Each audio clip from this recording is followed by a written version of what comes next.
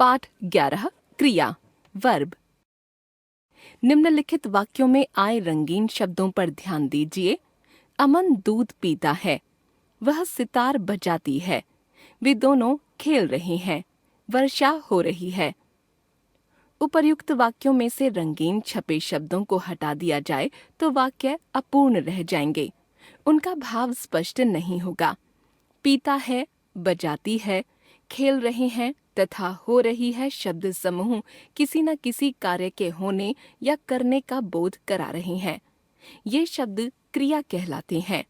अतः हम कह सकते हैं कि जिस शब्द से किसी कार्य का होना या करना व्यक्त हो उसे क्रिया कहते हैं।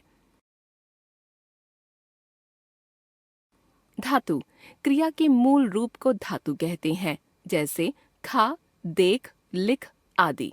इन धातुओं में ना जोड़ने से क्रिया का सामान्य रूप प्राप्त होता है, जैसे खाना, देखना, लिखना आदि।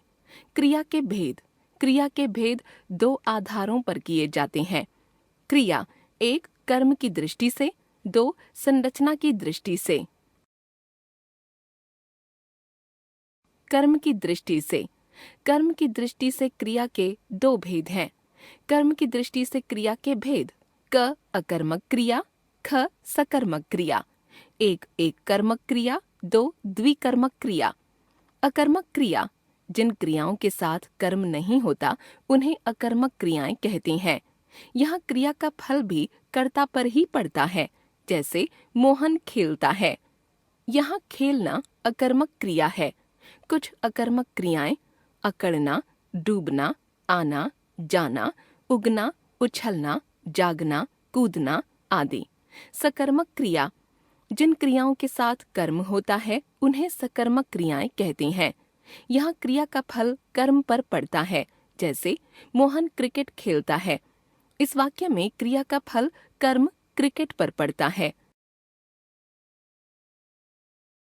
सकर्मक क्रिया के भेद: 1 कर्मक क्रिया, 2 द्विकर्मक क्रिया।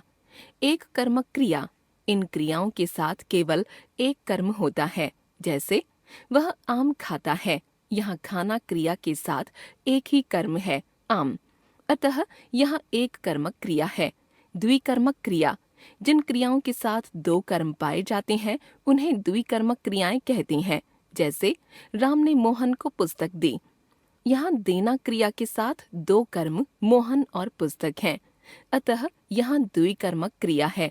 इस प्रकार के वाक्यों में प्रयुक्त दोनों कर्मों में से एक मुख्य कर्म और दूसरा गौण कर्म कहलाता है।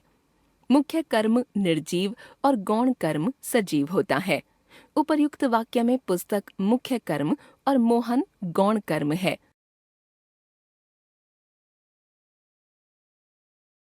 समझते चलें। क्रिया के साथ क्या, किसे, किसको प्रश्न करने पर यदि उत्तर मिलता हो तो क्रिया सकर्मक होती है और उत्तर न मिलने पर क्रिया अकर्मक होती है। संरचना की दृष्टि से क्रिया के 5 भेद हैं। संरचना की दृष्टि से क्रिया के भेद: क सरल क्रिया, ख संयुक्त क्रिया, ग प्रेरणार्थक क्रिया, घ नाम धातु क्रिया, अंग पूर्वकालिक क्रिया।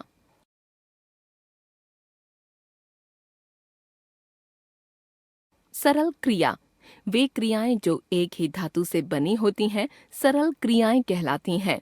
सभी सकर्मक और अकर्मक क्रियाएं सरल क्रिया के अंतर्गत आती हैं, जैसे पिताजी कल नहीं लौटे, सब विद्यालय गए, माँ ने खाना बनाया, सबने खूब खाया। संयुक्त क्रिया जब 2 अथवा 2 से अधिक क्रियाओं का प्रयोग साथ साथ एक ही कार्य को पूर्ण करने के लिए किया जाता है तो उसे संयुक्त क्रिया कहते हैं, जैसे वह पत्र लिखने लगी, उसे जाना पड़ा, रेलगाड़ी चल पड़ी, अंशु ने भोजन कर लिया। इन सभी वाक्यों में एक से अधिक क्रियाएं हैं, इसलिए इन्हें संयुक्त क्रियाएं कहते हैं। जिन वाक्यों में संयुक्त क्रियाएं होती हैं उनमें पहली क्रिया मुख्य क्रिया होती है। शेष क्रियाएं मुख्य क्रिया की सहायक होती हैं। मुख्य क्रियाओं के साथ आने वाली अन्य क्रियाएं सहायक क्रियाएं या रंजक क्रियाएं कहलाती हैं।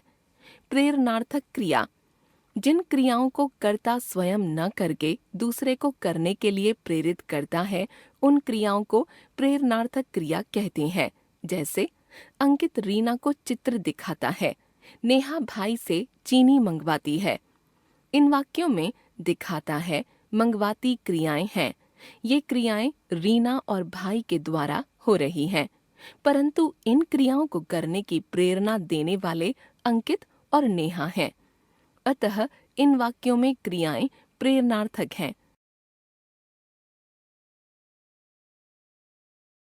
प्रेरणार्थक क्रिया के भेद। प्रेरणार्थक क्रिया के दो भेद हैं। प्रथम, प्रेरणार्थक क्रिया। जब कर्ता स्वयं कार्य करने की प्रेरणा देता है, तब वह क्रिया प्रथम प्रेरणार्थक क्रिया कहलाती है। जैसे अध्यापक बच्चे को पाठ पढ़ाता है। इस वाक्य में कर्ता स्वयं पाठ पढ़ने यानी कार्य करने की प्रेरणा दे रहा है। द्वितीय, प्रेरणार्थक क्रिया। जब कर्ता कार्य में स्वयं सम्मिलित न होकर किसी दूसरे को कार्य करने के लिए प्रेरित करता है, तब वह क्रिया द्वितीय प्रेरणार्थक क्रिया कहलाती है। जैसे रोहित अपने बच्चों को अध्यापक से पढ़वाता है। इस वाक्य में रोहित स्वयं प्रेरित न करके अध्यापक द्वारा बच्चों को कार्य करने के लिए प्रेरित करवा रहा है। अन्य उदाहरण, मूल क्रिया, प्रथम प्रेरणार्थक क्रिया, द्वितीय प्रेरणार्थक क्रिया। बनना, बनाना, बनवाना। सोना, सुलाना, सुलवाना। सीखना, सिखाना, सिखवाना। उड़ना, उड़ाना, उड़वाना। मांगना, मंगाना, मंगवाना। उठना, उठाना, उठवाना। चलना, चलाना, चलवाना। नाम धातु क्रिया।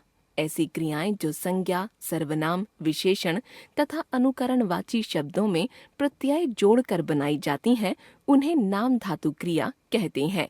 जैसे संज्ञा शब्दों से बात, बतियाना। शर्म, शर्माना। फिल्म, फिल्माना। लात, लतियाना। झूठ, झुठलाना। रंग, रंगना। सर्वनाम शब्दों से आप, अपनाना। मैं, मिमियाना। विशेषण शब्दों से मोटा, मुटियाना। तोतला, तुतलाना। साठ, सठियाना। दोहरा, दोहराना। अनुकरणात्मक शब्दों से भिन्न भिन्न, भिन्न भिनाना। हिन हिन, हिन हिनाना। Tim Tim, टिमटिमाना। भुन भुन, भुन भुनाना। पूर्वकालिक क्रिया। जो क्रिया मुख्य क्रिया से पहले होती है, उसे पूर्वकालिक क्रिया कहते हैं। जैसे मोहन खाना खाकर पढ़ने गया, वह अभी सोकर उठा है। इन वाक्यों में पढ़ने गया और उठा है क्रियाओं से पहले खाकर और सोकर क्रियाएं प्रयोग की गई हैं। अतः ये पूर्वकालिक क्रियाएं हैं। हम जान गए क्रिया। जिस शब्द से किसी कार्य का होना या करना व्यक्त हो, क्रिया। क्रिया का मूल रूप धातु। क्रिया का दो आधारों पर वर्गीकरण, एक कर्म की दृष्टि से, दो संरचना की दृष्टि से। कर्म की दृष्टि से क्रिया के दो भेद, अकर्मक और सकर्मक। सकर्मक क्रिया का कर्म होता है, जबकि अकर्मक क्रिया का कर्म नहीं होता। संरचना की दृष्टि से क्रिया के भेद, सरल क्रिया, संयुक्त क्रिया, प्रेरणार्थक क्रिया, नाम धातु क्रिया और पूर्वकालिक क्रिया।